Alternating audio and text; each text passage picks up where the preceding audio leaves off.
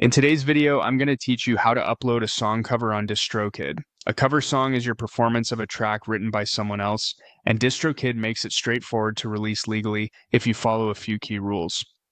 Let's walk through the process from start to finish. First, head to the Distrokid upload page and begin a new release. Choose whether you're putting out a single, an EP, or an album. This determines how your release will appear in stores, so select the option that matches your plan. Next, upload your recorded audio file, the final mastered version of your cover, and add your artwork. Your cover art needs to be original to you or properly licensed, and it should be clean, high resolution, and free of any copyrighted logos or images you don't have permission to use. During the upload, look for the question that asks if this is a cover song. Select Yes.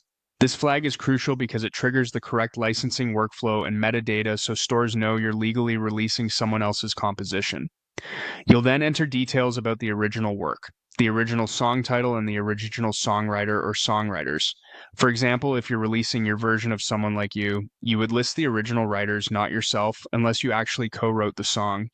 Accurate credits help prevent delays and takedowns. DistroKid will handle the mechanical license for you through their cover licensing system. You'll typically pay a small per cover fee, often around $12 per year per song, which grants the legal permission needed to distribute your version and ensures publishing royalties flow to the right people.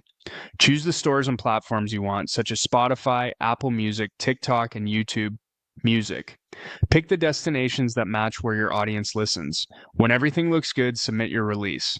DistroKid will process it and deliver your cover to the selected stores. A few important rules to remember. You can't change the lyrics or fundamental structure to the point the song isn't recognizable, and you can't claim writing credit. In rare cases, certain songs aren't eligible for cover licensing.